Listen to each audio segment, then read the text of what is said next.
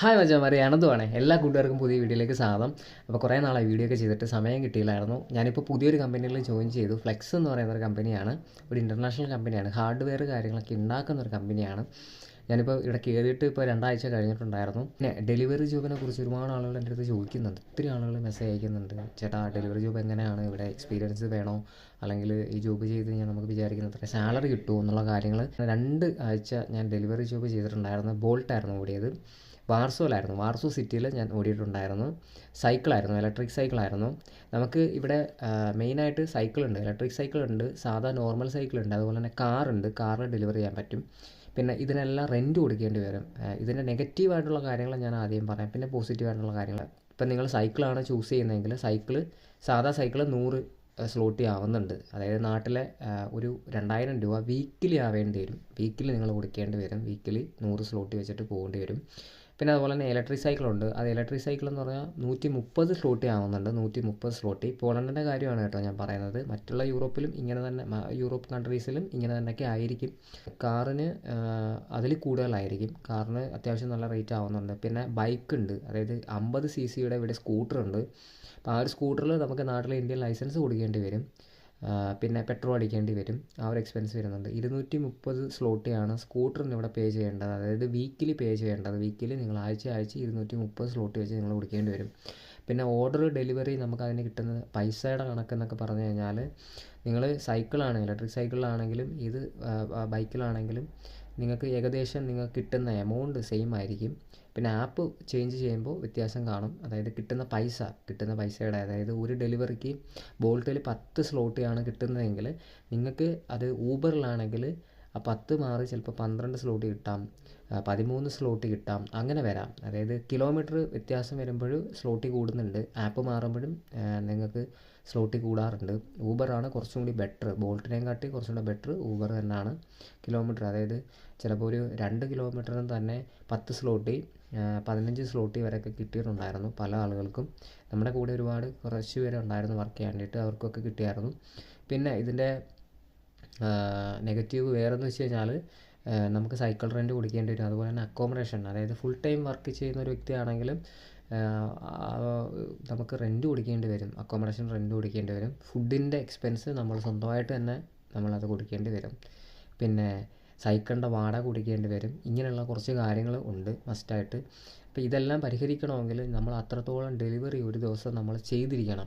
ഒരു ദിവസം നമ്മൾ അത്രയും ഡെലിവറി ചെയ്യുകയാണെന്നുണ്ടെങ്കിൽ നിങ്ങൾക്ക് ഇതെല്ലാം തരണം ചെയ്ത് മുന്നോട്ട് പോകാൻ പറ്റും. മാസം അത്യാവശ്യം നിങ്ങൾ നല്ല രീതിയിൽ നിങ്ങൾ കഷ്ടപ്പെടേണ്ടി വരും.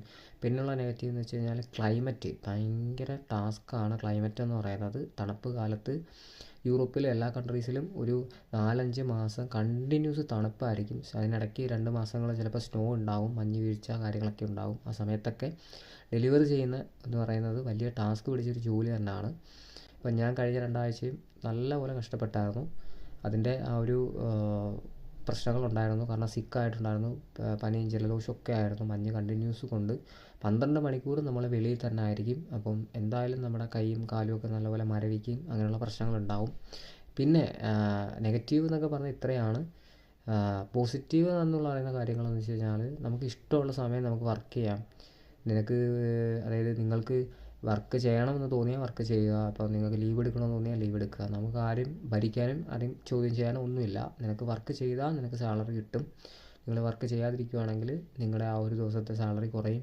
അങ്ങനെയാണ്. നമ്മൾ എത്ര വർക്ക് ചെയ്യുന്നു അത്രയും മണി നമുക്ക് ഏൺ ചെയ്തുകൊണ്ടിരിക്കുക. ഒരു ഫിക്സഡ് സാലറി അല്ലല്ലോ, ഒരിക്കലും ഫിക്സഡ് സാലറി അല്ല. നിങ്ങൾ ഓരോ ദിവസവും നിങ്ങൾ ഒരുപാട് വർക്ക് ചെയ്യുകയാണെന്നുണ്ടെങ്കിൽ അത്രത്തോളം മണി ഏൺ ചെയ്തുകൊണ്ടിരിക്കാൻ പറ്റും. അപ്പോൾ ഇതാണ് പോസിറ്റീവായിട്ടുള്ള ഒരു കാര്യം എന്ന് വെച്ച് കഴിഞ്ഞാൽ. പിന്നെ ക്ലൈമറ്റ് മാറുന്ന സമയങ്ങളിൽ വർക്ക് ചെയ്യാനും ബെറ്ററാണ്. ഈ ഒരു സമ്മർ ടൈം, അതായത് മാർച്ച് കഴിഞ്ഞിട്ടുള്ള കാലങ്ങളൊക്കെ നല്ല മാസങ്ങളാണ്. ആ ഒരു മാസങ്ങളിൽ വലിയ കുഴപ്പമൊന്നും ഉണ്ടാവില്ല. പിന്നെ ആകെയുള്ള പ്രശ്നം ഇതാണ്, നമുക്ക് എല്ലാത്തിനും റെൻ്റ് ഉണ്ട്. ആ ഒരു പ്രോബ്ലമാണ് ഏറ്റവും കൂടുതലുള്ളത്.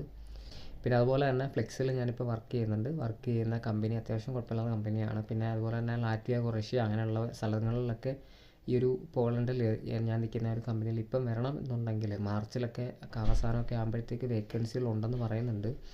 എന്തെങ്കിലും വരികയാണെങ്കിൽ ഞാൻ ഉറപ്പായിട്ടും അറിയിക്കാം.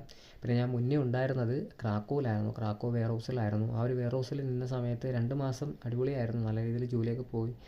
വർക്കൊക്കെ ചെയ്തായിരുന്നു. പക്ഷേ പെട്ടെന്ന് തന്നെ ഫയറിംഗ് ഉണ്ടായ ഒരു കമ്പനിയിൽ വർക്ക് കുറഞ്ഞ സമയത്ത് അവിടെ ഉണ്ടായിരുന്ന പുതിയതായിട്ട് ജോയിൻ ചെയ്തവരൊക്കെ ഫയർ ചെയ്ത്. വെയർഹൗസ് എന്ന് പറയുമ്പോഴേ നിങ്ങൾ എടുത്ത് ചാടി നിൽക്കരുത്. അവിടെ എന്ത് ജോലിയിലായിട്ടാണ് എന്ത് ഇതിലാണ് നിങ്ങൾ വർക്ക് ചെയ്യേണ്ടതെന്നുള്ള കാര്യങ്ങൾ മനസ്സിലാക്കുക. ഓർഡർ പിക്കിങ്ങിലൊക്കെ ആണെങ്കിൽ നമ്മളെ പെട്ടെന്ന് തന്നെ ഫയർ ചെയ്യാൻ സാധ്യതയുണ്ട്. കാരണം ടാർഗറ്റ് ഉണ്ട് അവർക്ക്. ടാർഗറ്റ് കാര്യങ്ങൾ കംപ്ലീറ്റ് ചെയ്തില്ലെങ്കിൽ അവർ ഫയർ ചെയ്യും.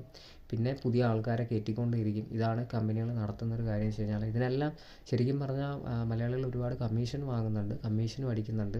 അപ്പം ആരും അറിഞ്ഞു വെച്ചോണ്ട്, കാരണം ഈ ഒരു ജോലി തരുന്ന ആളും വാങ്ങിക്കുന്ന ആളും എന്നും നിങ്ങളെ പൈസ മാത്രമാണ് കാണുന്നത്. അവർ കമ്മീഷൻ വാങ്ങും, എന്നിട്ട് നിങ്ങൾക്ക് ജോലി നിങ്ങളെ കയറ്റി തരും. പിന്നെ എന്ത് സംഭവിച്ചാലും അതിന് ഉത്തരവാദിത്തം നിങ്ങളുടെ കയ്യിൽ മാത്രമായിരിക്കും. വേറെ ആരും നമ്മളെ സപ്പോർട്ട് ചെയ്യാനോ ഒന്നിനും കാണത്തില്ല.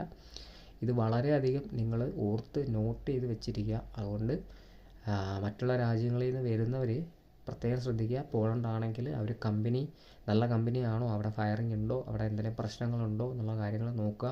വേറൊന്നുമല്ല മച്ചാന്മാരെ, നിങ്ങളിവിടെ വന്ന് ഒരു കമ്പനിയിൽ കയറുമ്പോൾ തന്നെ നിങ്ങൾ TRCക്ക് അപ്ലൈ ചെയ്യേണ്ടി വരും. അപ്ലൈ ചെയ്യുന്ന സമയത്ത് നിങ്ങൾ ആ കമ്പനിയിൽ വർക്ക് ചെയ്തുകൊണ്ടിരിക്കുന്ന സമയത്ത് എന്തെങ്കിലും പ്രശ്നം ഉണ്ടായി കമ്പനി ഫയർ ചെയ്ത് നിങ്ങളെ വിടുകയാണെന്നുണ്ടെങ്കിൽ, അതായത് പുറത്താക്കുകയാണെന്നുണ്ടെങ്കിൽ നിങ്ങളുടെ TRC കാർഡിനെ അത് ബാധിക്കും. പിന്നെ അടുത്തതായിട്ട് പുതിയൊരു കമ്പനി ജോലി നിങ്ങൾ കണ്ടുപിടിച്ച് ആ ഒരു കമ്പനി കയറി പുതിയതായിട്ട് TRC കാർഡ് അപ്പോൾ പുതിയ കമ്പനിയിലെ വർക്ക് പെർമിറ്റ് വെച്ചിട്ട് നിങ്ങൾ അപ്ലൈ ചെയ്യേണ്ടി വരും. ഇതൊക്കെയുള്ള കാര്യങ്ങൾ പുതിയൊരു വീഡിയോയിൽ ഇനി കാണാം. എന്തെങ്കിലും സംശയം കാര്യങ്ങളൊക്കെ ഉണ്ടെങ്കിൽ നിങ്ങൾ എന്തായാലും കമൻറ്റ് ചെയ്യുക. അപ്പം ബൈ മച്ചാന്മാരെ.